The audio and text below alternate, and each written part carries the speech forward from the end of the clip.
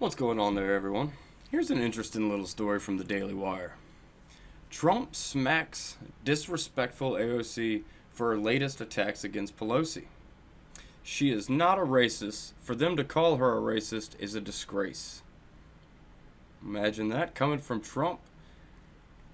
Socialist freshman representative AOC has spiraled so far out of control with her attacks against Representative Nancy Pelosi that even President Donald Trump is now coming to the defense of the House Speaker. On Friday, President Trump took a shot at disrespectful AOC for her public comments against Pelosi. Most recently, those suggesting the top Democrat is targeting AOC because Pelosi is a racist. So she says. And she didn't actually call Pelosi a racist, just for clarification. She implied. There's a little bit of a difference there. But that's what she was going after. I deal with Nancy Pelosi a lot, and we go back and forth, and it's fine. But I think that a group of people is being very disrespectful to her, Trump told reporters on Friday. According to Mediaite, I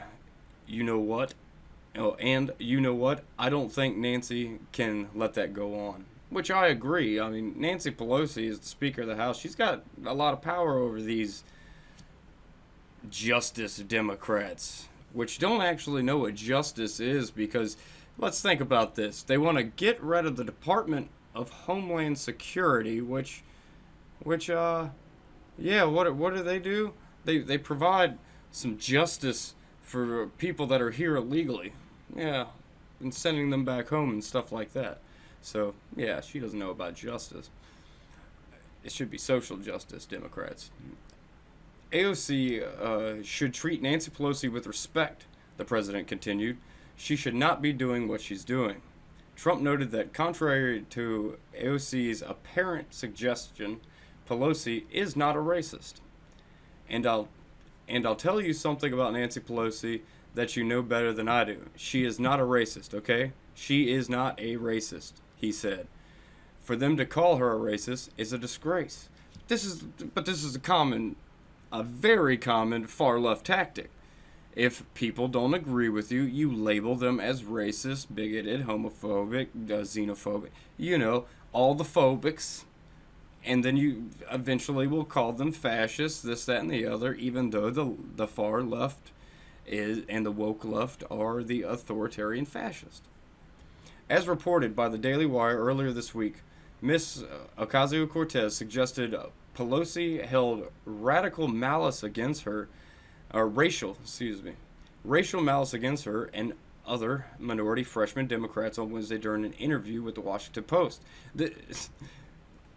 Need I remind you that this was directly after Nancy Pelosi called these Democrats out and said, stop going to Twitter to talk. These are in-house issues. They need to stay in-house, which is, to me, completely respectable. Don't air your dirty laundry. But AOC knows the media, the left-wing legacy media, loves dirty laundry. When these comments first started, I kind of thought that she was keeping the progressive flank at more of an arm's distance in order to protect more moderate members, which I understood, AOC said. But the persistent singling out, it got to a point where it was just outright disrespectful. The explicit singling out of newly elected women of color. She implied that Nancy Pelosi was a racist. She didn't actually come out and say it. In another interview, the 29-year-old suggested Pelosi was purposefully trying to keep her busy with committee work. Well, the best thing to do with you, AOC, is to keep you busy and to keep you away from the public limelight, because you're a detriment to the Democratic Party. You and all the 5 progressives are seriously destroying the party. Everyone sees that. Everyone with eyes sees that.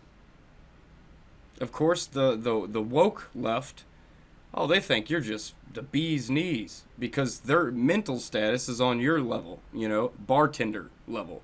And no offense to some bartenders are very, very smart people. She's not in that group.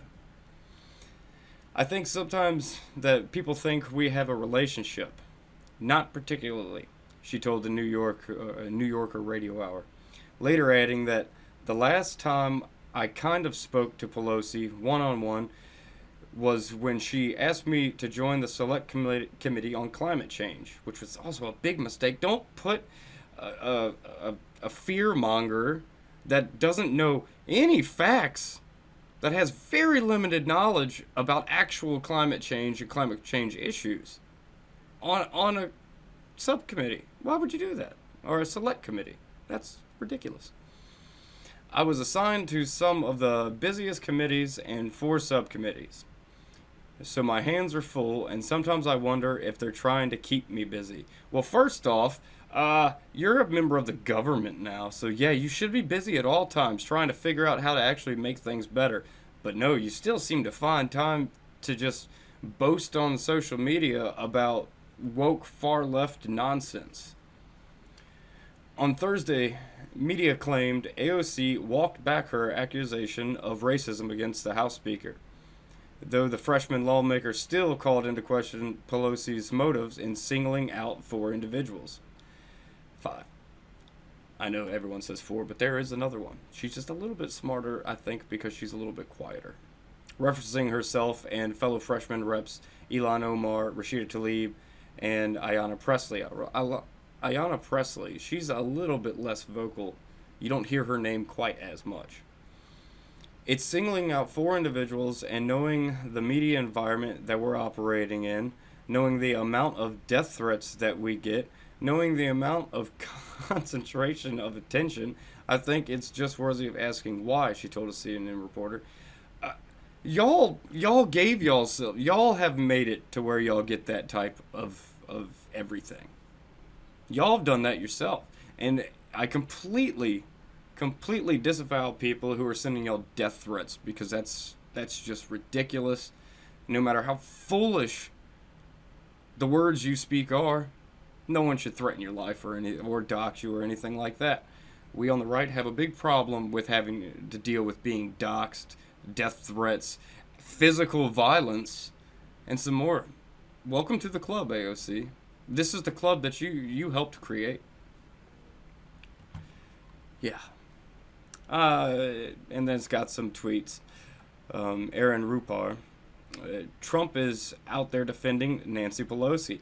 I think that a group of people are being very disrespectful.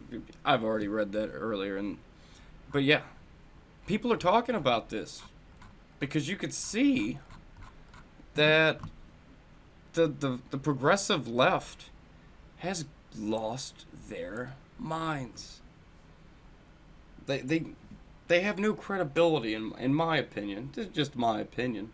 They have no credibility, 0 credibility. These people they are true disgraces to our country. The fact that they are in our government and it's very hard to remove them is insane to me. This is one of the flaws, I think, with our system of government and how people are elected, this, that, and the other, blah, blah, blah. We need to have more measures to be able to remove these people when they are such problems. When they do not align with any group of Americans as a whole, any large group of Americans as a whole, should they be representing America? Should they really be representing America? I don't think they should. I think they're a danger to our country. I mean, all of these people are for open borders, and it's crazy. It's crazy. I think they're truly scared. They're truly scared of losing power, because that's all they are power-hungry authoritarians. Without that power, and they know they don't have that much power. That's why, and the media knows they don't actually have much power. That's why the media props them up, and hell, they even got me talking about them all the time, which is bad. And I've made quite a bit of videos on these people, and if you noticed, I've tried to step them back, Because I could make a video about something stupid they say or do probably every day. Probably every day. I read something stupid about them every day. But, yeah, good on Trump. Good on Trump for actually taking up for a woman that I personally despise, which is Nancy Pelosi. Good on him. It shows that Trump does have a little bit of a... He has a heart. As much as the left says that he has no heart and this, that, and the other, and they call him every name in the book, he's not like that. And everyone can see that. It's these little things like this that reaffirm to a lot of the naysayers, the borderline Trump supporters, this is what makes a lot of them feel better about Trump. Trump knows when he needs to take up for someone, and especially when he crosses the partisan line. It makes me feel good, you know. It makes me feel good because I like bipartisanism. I think it's good. That's how we get real good policies generally, is when they come together, hash out the differences, and come up with a good plan. It's a good thing. It's a good thing. But yeah, so even Trump is defending Nancy Pelosi, while AOC and her band of radicals further divide the Democratic Party.